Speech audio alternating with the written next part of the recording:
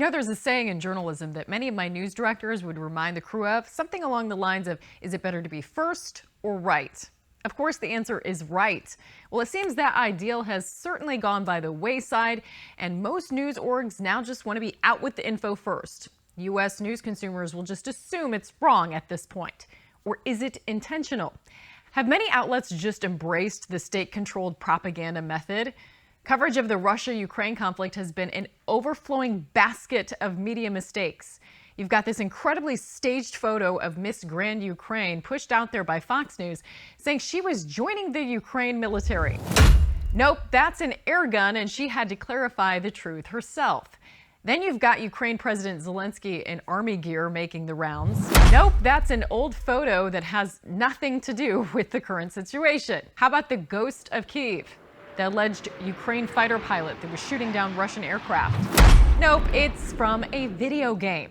And the infamous Snake Island narrative that President Zelensky pushed, gleefully shared by the BBC, that Ukraine says soldiers killed after refusing to surrender. Even frequently unreliable Snopes cleared up that fakery. Yep, BBC shared that fake news and then whined about being shut out of reporting in Russia, saying, independent information is a fundamental humanitarian right which should not be denied. I don't see BBC coming to the defense of independent journalists like myself, struggling to share dissent and deep dives in the face of American censorship and suppression. And this week, fact checkers have been clamoring to shut down any implication of any biolabs in Ukraine. But wait, what's this? Ukraine has biological research facilities. Oh, no, that's not good. Which, in fact, we are now quite concerned Russian forces may be seeking to gain control of. What? No! Abort!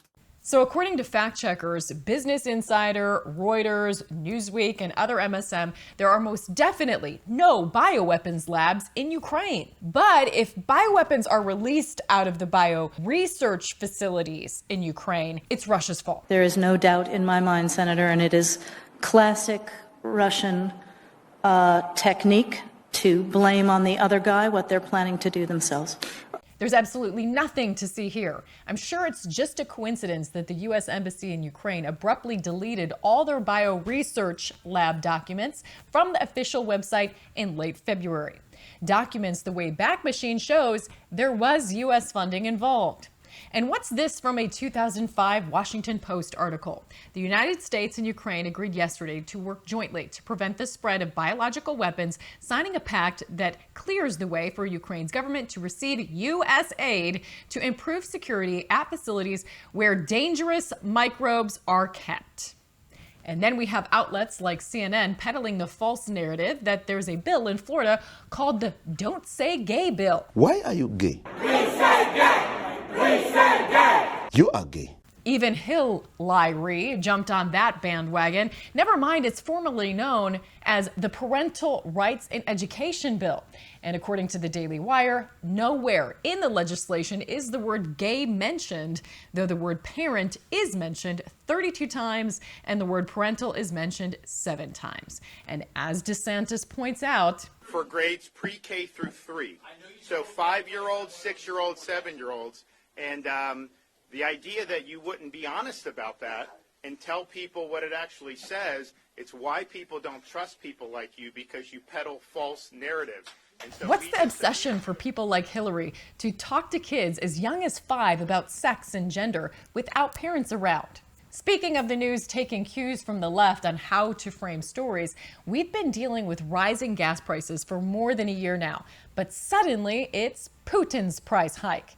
Little strange, CNN, Business Insider, New York Times, Axios, all now running with that phrase.